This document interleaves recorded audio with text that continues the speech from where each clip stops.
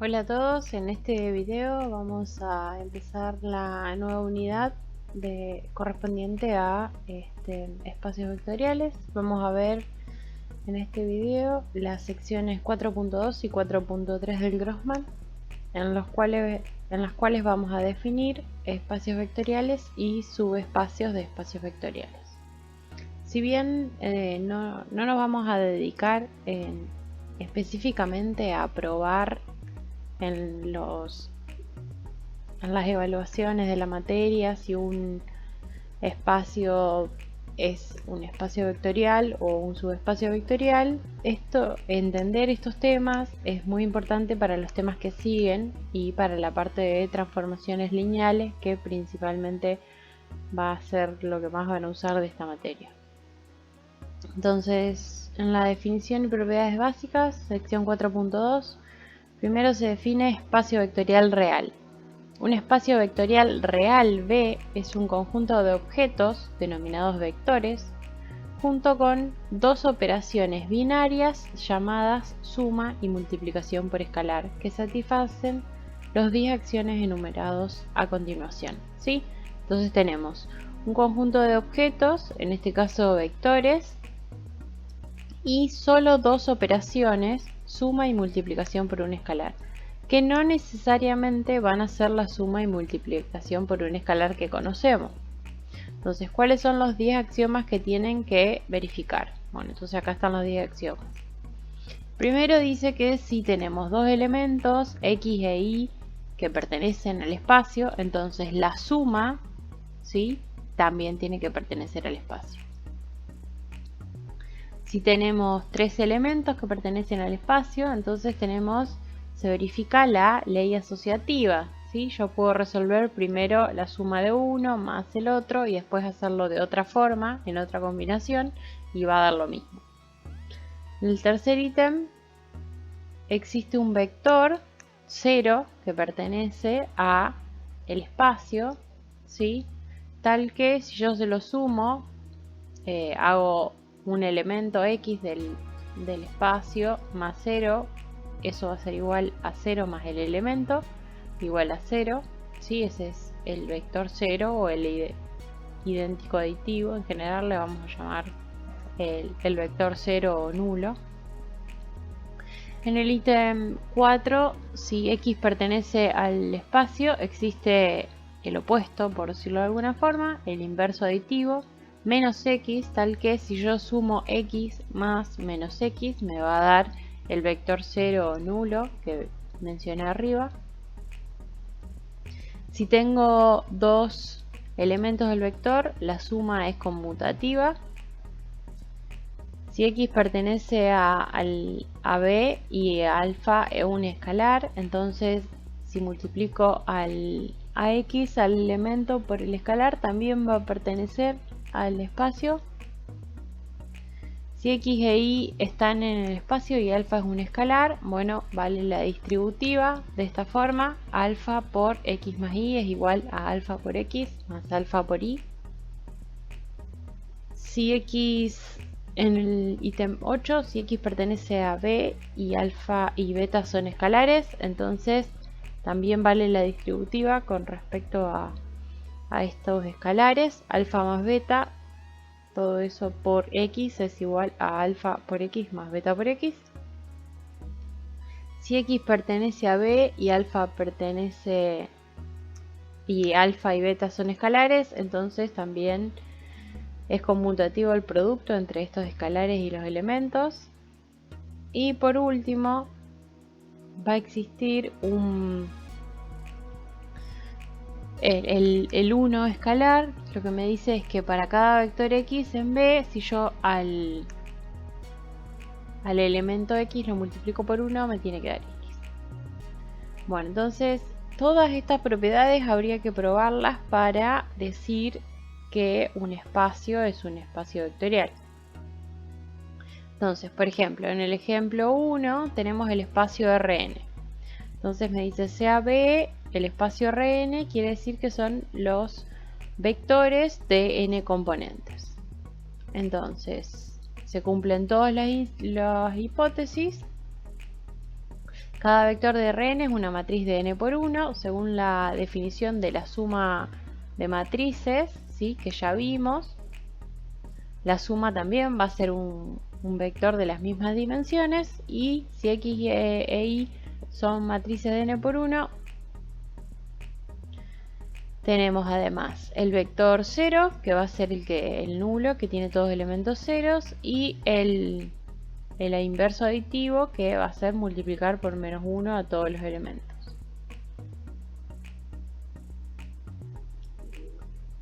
Entonces se observa que los axiomas del 2 al 5 se obtienen de la definición de suma de vectores, ¿sí?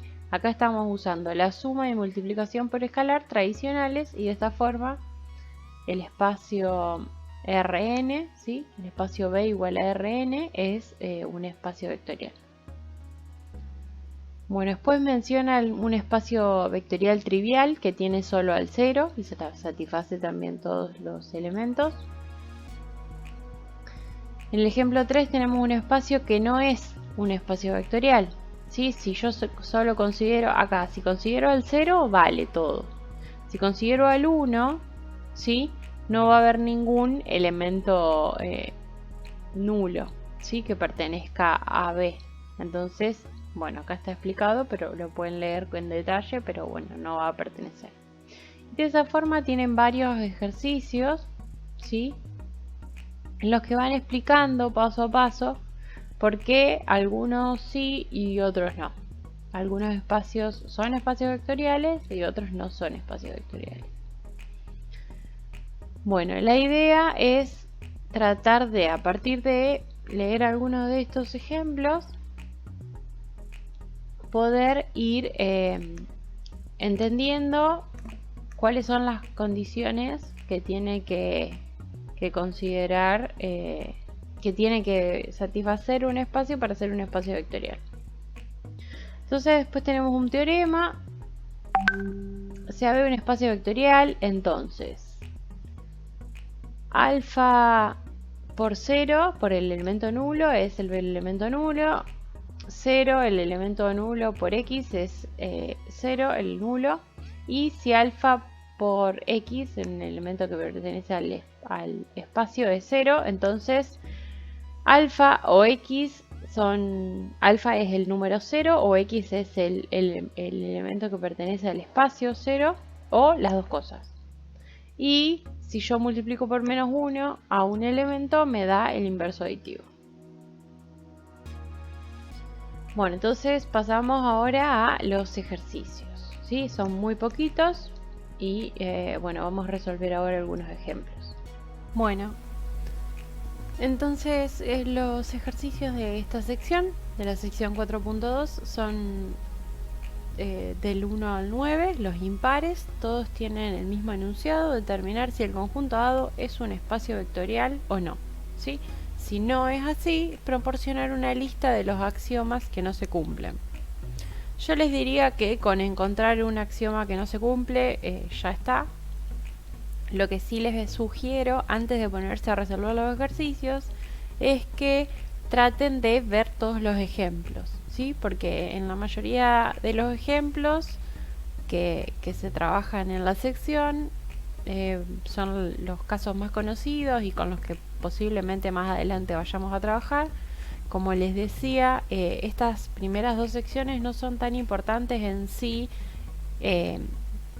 a la hora de resolver los ejercicios. Quiero decir, porque en los ejercicios de examen no va a haber un ejercicio de este tipo, pero sí está bueno, hay que manejar este tema para lo que viene después. Entonces, de estos ejercicios vamos a resolver ahora el 2 y el 6. En el 2 tenemos el conjunto de matrices diagonales de n por n bajo la multiplicación.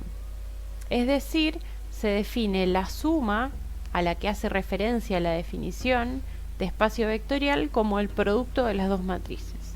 Y en el ejercicio 6, el conjunto de los polinomios de grado 4 bajo las operaciones del ejemplo 7. Las operaciones del ejemplo 7 son las operaciones usuales entre polinomios. Yo acá ya copié esto porque ahora voy a ir con el libro a los axiomas, ¿sí? Entonces, en el caso del ejercicio 2 tendríamos matrices diagonales de n por n, ¿sí? Vamos a arrancar con el ejercicio 2. Entonces tendríamos una matriz diagonal, tendríamos el A11, el A22 y así sucesivamente hasta el ANN, los elementos de la diagonal, y encima de la diagonal y bajo la diagonal hay todos ceros, ¿sí?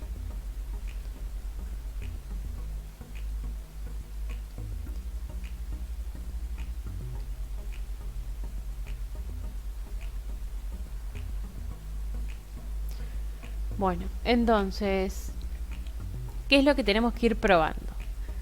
Si hay dos elementos X e Y que pertenecen al espacio vectorial, entonces la suma pertenece al espacio vectorial. Entonces, esta es una matriz, la matriz A. Defino una matriz B que sea igual a esta, nada más que en los elementos de la diagonal. Voy a tener B11, B22, bueno, 0, 0, 0, 0, acá hay puntos suspensivos, acá hay puntos suspensivos y acá hay puntos suspensivos, BNN. Entonces, el ejercicio nos dice que la suma con la que se está probando ese espacio vectorial en realidad es el producto de estas dos matrices, ¿sí? Si yo tengo dos matrices diagonales, cuando yo hago el producto, ¿sí? El producto de estas dos matrices, pueden probarlo haciendo un producto de una matriz de 2 por 2 o de una matriz de 3 por 3, dos matrices diagonales. Van a ver que el producto de estas dos matrices también es una matriz diagonal que tiene como elementos de la diagonal el producto, ¿sí?, de estos dos elementos, de los dos elementos de la diagonal de cada una. Entonces, en este primer elemento va a ser A11 por B11. El segundo va a ser A22 por B22. Y así sucesivamente. El último elemento de la diagonal va a ser ANN por BNN. ¿Sí? Bueno, entonces esto también es una matriz diagonal y por lo tanto el ítem 1 se cumple.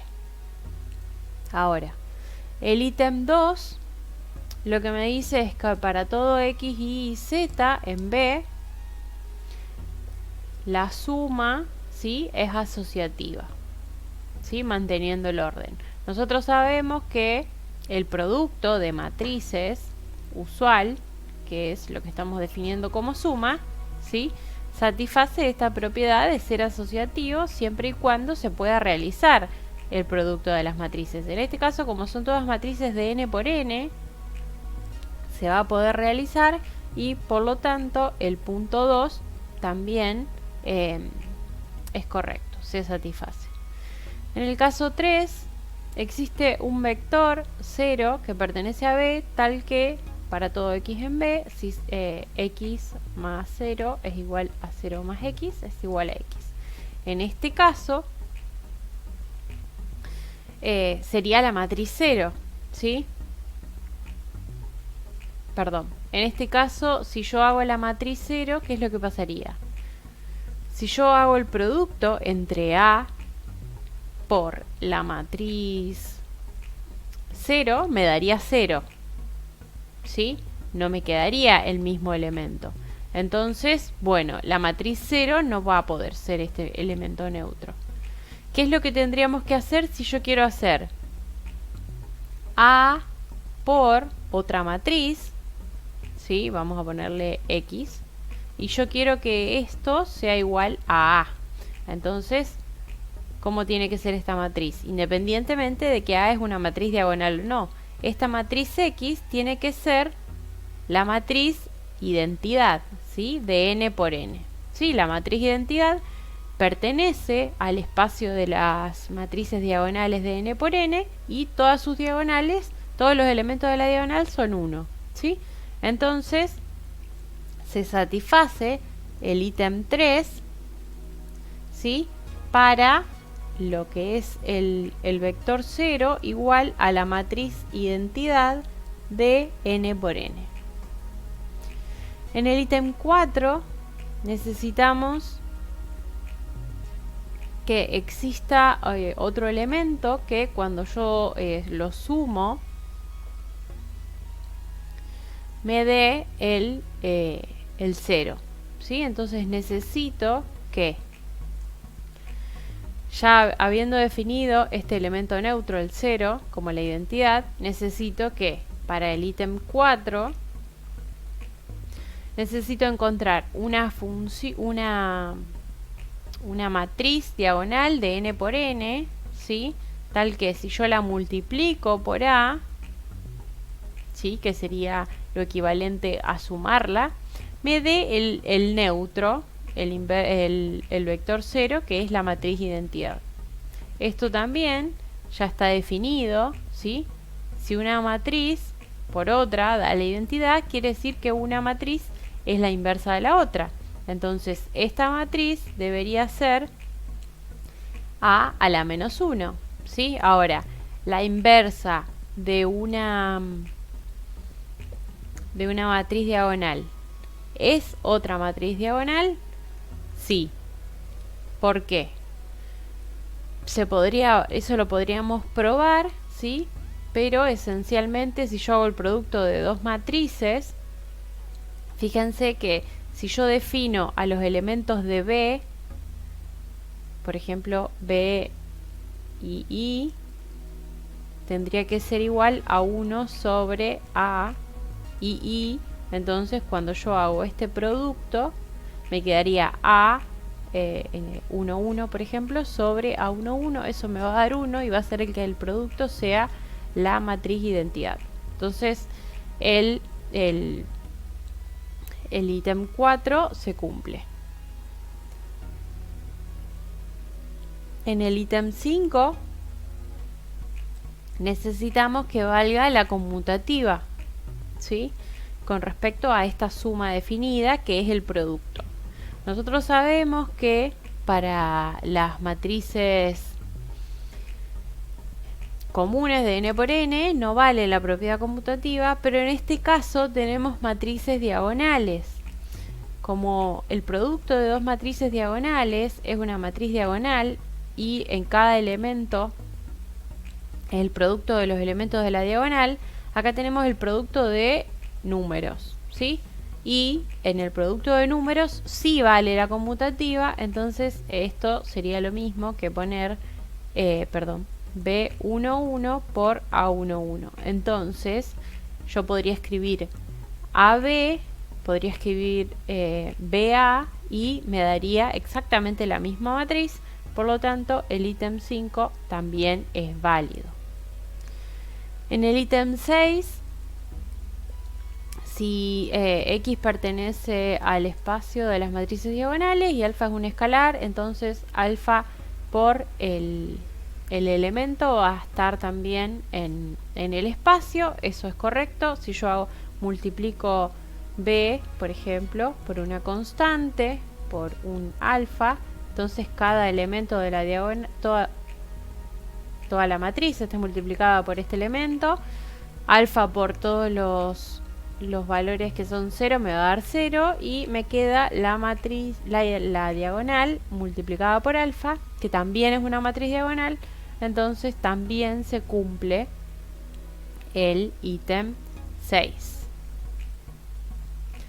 En el ítem 7, bueno, tenemos asociativa, tenemos la propiedad, la ley distributiva, la primera ley distributiva, ¿sí? De una constante con respecto a un producto de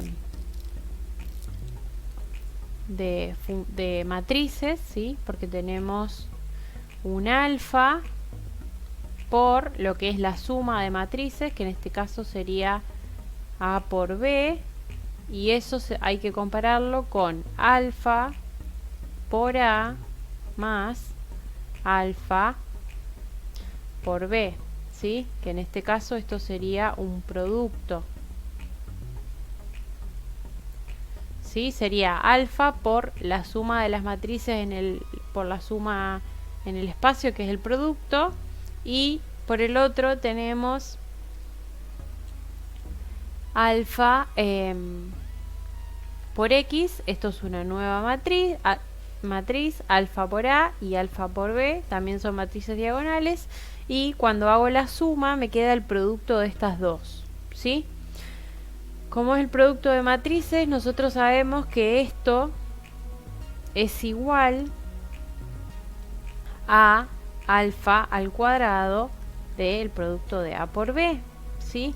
Entonces, en este caso es distinto, estamos viendo que falla el ítem 7, ¿sí?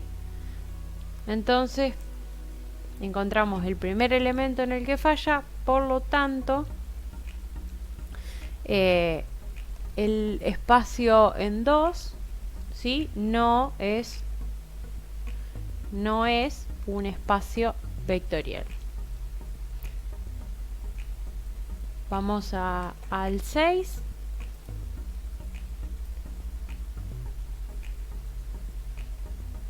En el caso del 6, bueno, les recomiendo que vean el ejemplo 7 antes. La idea aquí es, tenemos el conjunto de los polinomios de grado 4 con la suma y el producto por un escalar usuales, ¿sí?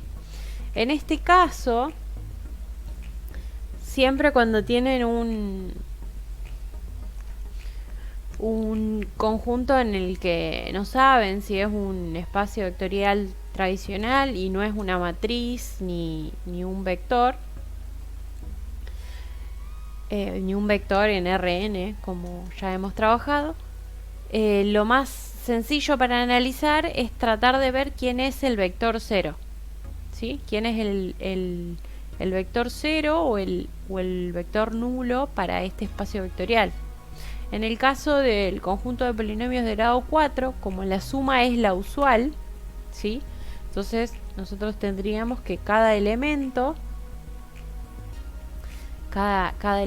sería un P sub 4, ¿sí? Sería A por X a la 4 más B por X a la 3 más C por X a la 2 más D por X más E, con A, B, C, D y E constantes, y si es de grado 4 está claro que A tiene que ser distinto de 0, ¿sí? Porque si este término es 0 ya no es un polinomio de grado 4. Ahora el primer tema, si yo sumo dos elementos me tiene que quedar dentro de un conjunto de grado 4. Si yo sumo dos elementos, dos polinomios de grado 4, y el elemento A, el primer elemento, el coeficiente principal de 1, es el opuesto del otro, cuando yo lo sume me va a dar 0 y se me va a anular este primer término. Entonces el resultado no va a ser un polinomio de grado 4, ¿sí? Como el espacio que me está proponiendo para que determine si es un espacio vectorial me dice que sí o sí tiene que tener grado 4, no grado menor o igual que 4 como en el ejemplo 7, entonces ahí ya se detecta una falla. En el tercer inciso, donde nos pide que exista el vector 0, es claro que como la suma es la usual, el vector 0 tiene que ser un polinomio donde todos los coeficientes A, B, C, D y E sean 0. Nuevamente, este conjunto, este elemento del polinomio nulo, no es un polinomio de grado 4, por lo tanto no pertenece al conjunto de los polinomios de grado 4 y por lo tanto no es un espacio vectorial, no cumple con la existencia del vector 0. Entonces no cumple ni la cerradura bajo la suma y tampoco la existencia de vector 0. Debe haber muchas otras opciones que tampoco cumple, pero bueno, con una ya estaba, por ahora escribimos 2. ¿Sí? Entonces ninguno de estos elementos, ninguno de estos dos espacios son espacios vectoriales. La idea es ir chequeando más o menos eso. En las respuestas ustedes tienen la respuesta de cada uno de los ejercicios de los impares del 1 al 9, que son los seleccionados. Si están un poco perdidos en cómo hacer la prueba, al menos traten de, viendo la respuesta, guiarse y ver si interpretan por qué la respuesta dice lo que dice. ¿Sí? Bueno, entonces pasamos a la sección siguiente. Pasamos ahora a la sección 4.3 de subespacios. Esta sección también es bastante cortita. Tenemos una definición, la definición de subespacio. CH un subconjunto no vacío de un espacio vectorial V, y suponga que H es en sí un espacio vectorial bajo las operaciones de suma y multiplicación por un escalar definidas en V. Entonces se dice que H es un subespacio de V. Entonces lo que tenemos es un subconjunto del espacio, que es un espacio vectorial, y si ese subconjunto es en sí mismo también un espacio vectorial, entonces decimos que es un subespacio del espacio vectorial al que pertenece. Por otro lado, eso es solo la definición. Es bastante incómodo de probar, o engorroso de probar, que es un subespacio con esa subdefinición. ¿Por qué? Porque deberíamos probar todos los ítems de la definición de espacio vectorial. Entonces, para ayudarnos con eso, tenemos el teorema 1, que nos dice: un subconjunto no vacío H de un espacio vectorial V es un subespacio de V si se cumplen las dos reglas de cerradura. Entonces, ahora este teorema me está diciendo que si yo tengo un espacio vectorial y tengo un subconjunto que satisface estas dos reglas, la cerradura para la suma, ¿sí? Si tengo dos elementos del subconjunto y la suma también pertenece al subconjunto, esa es la primera regla de la cerradura con la suma. Y la cerradura con el producto escalar, si tengo un elemento del subconjunto y lo multiplico por un escalar y entonces me da otro elemento del subconjunto, entonces si el subconjunto satisface solo esas dos propiedades, entonces es un subespacio vectorial del espacio vectorial V al que pertenece. Bueno, después de este teorema tenemos muchos ejemplos, ¿sí? El espacio vectorial trivial, un subespacio vectorial es también un subespacio en sí mismo, ¿sí? Tenemos varios ejemplos que son muy interesantes para que los lean. Y tenemos el teorema 2, que este teorema sí es bastante importante, nos va a ayudar a reducir también la cantidad de propiedades que vamos a tener que probar. ¿Por qué? Porque nos dice que si nosotros tenemos H1 y H2, dos subespacios de un espacio vectorial, entonces la intersección de esos dos subconjuntos también es un subespacio. Entonces, si tengo dos subespacios de un espacio vectorial V, la intersección de esos dos subespacios también es un subespacio. En este caso no tendríamos, si ya sabemos que hay dos subespacios que son un espacio vectorial y ya sabemos que son subespacios, entonces el teorema nos dice que la intersección ya es un subespacio sin tener que probar ninguna de las hipótesis, ¿sí? Bueno, entonces pasamos ahora directamente a los ejercicios de la sección. En estos ejercicios también tenemos marcados los impares del 1 al 9 y tenemos que determinar si el subconjunto dado H del espacio vectorial V es un subespacio de V. Entonces, por ejemplo, en el ejercicio 2 tenemos V todo R2, es decir, todos los puntos, los vectores de 2 dimensiones o los puntos en el plano, ¿sí? Y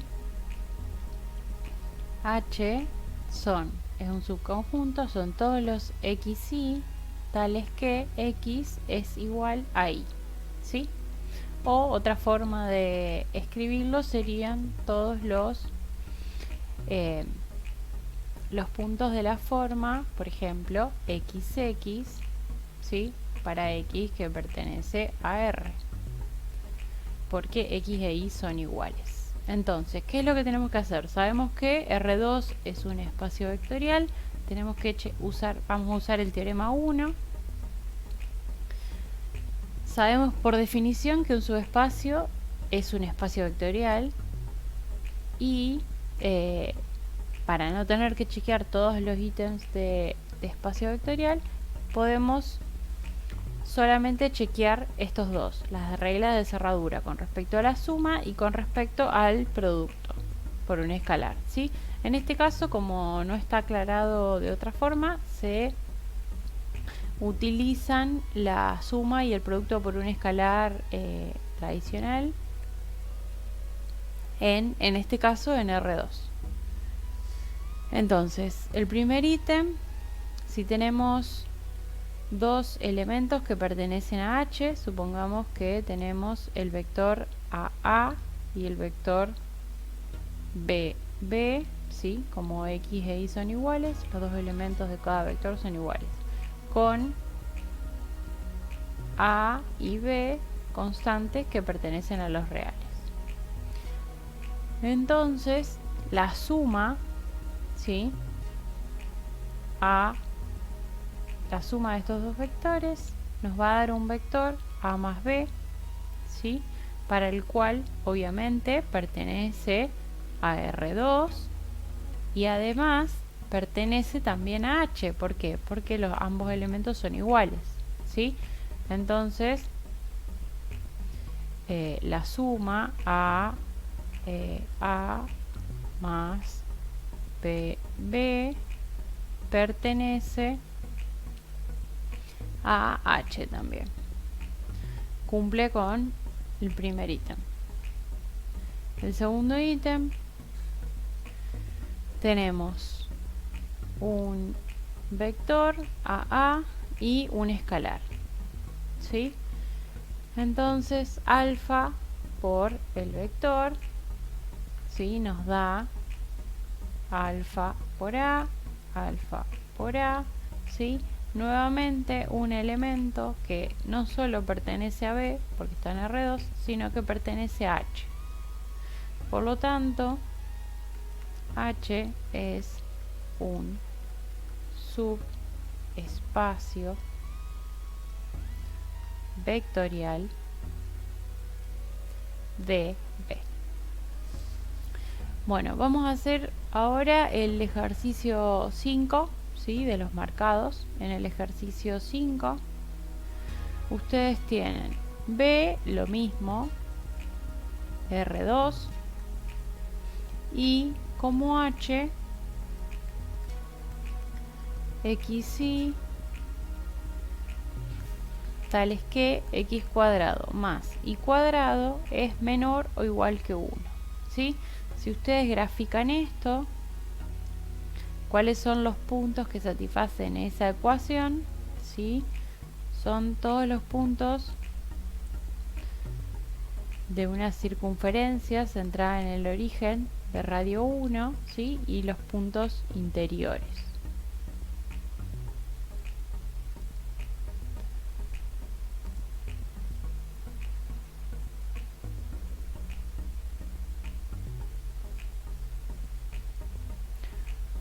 Bueno, entonces supongamos que acá está el 1 y esto es una circunferencia perfecta, entonces son todos los puntos del borde de la circunferencia y el interior. Entonces tenemos que chequear nuevamente si es un subespacio vectorial. Este ejercicio en particular, si miramos el conjunto H, es uno de los conjuntos que estaban en la práctica anterior para chequear si es un espacio vectorial, y en ese caso no es un espacio vectorial. Como cada subespacio vectorial de un espacio vectorial tiene que ser un espacio vectorial en sí mismo, por lo que se resolvió en la sección anterior, ya podríamos decir que no es un subespacio. Pero vamos a probarlo con estas dos, tratando de verificar estas dos propiedades. Entonces, si tenemos un punto xy, ¿sí? Lo puedo escribir así o lo puedo escribir así, que satisface, que pertenece a esta circunferencia, ¿sí? Que x cuadrado más y cuadrado es menor o igual que 1, y tengo otro punto, BW, que también pertenecen, ¿sí? Ambos que pertenecen a H. Entonces quiero probar que su suma, quiero ver si su suma pertenece. Entonces lo que tendría que hacer es, por ejemplo, escribir su suma, x más b y más w, y tratar de ver si satisface esta ecuación. Lo que tendríamos que probar es que x más b al cuadrado más y más w al cuadrado, ¿sí? Es menor o igual que 1, ¿sí? Tendríamos que analizar si se da esta desigualdad. Para eso podemos desarrollar esto y usar que sabemos que x al cuadrado más y al cuadrado es menor que 1 y que b al cuadrado más w al cuadrado también es menor que 1. Bueno, si desarrollamos un poco eso, vamos a ver que no se da la desigualdad, ¿sí? Pero podríamos hacerlo de una forma más sencilla todavía que escribiendo el caso general. Podríamos buscar dos puntos, por ejemplo, el punto 1, 0 y el punto 0, 1, ambos satisfacen esta desigualdad, ¿sí? El punto 1, 0 y el punto 0, 1, ambos pertenecen a H. Pero si yo hago la suma, me queda el punto 1, 1, que no pertenece a H, ¿sí? El punto 1, 1 estaría claramente por acá y no satisface la desigualdad porque 1 al cuadrado más 1 al cuadrado es igual a 2 y eso es estrictamente mayor que 1, ¿sí? Ahí vemos que no satisface la primera propiedad y en el caso de la segunda también podríamos agarrar cualquiera de estos puntos, por ejemplo el 1, 0, multiplicarlo por cualquier número con valor absoluto mayor que 1 y nos va a dar también un punto que no satisface la desigualdad y queda fuera de la circunferencia. Por lo tanto, en este caso H no es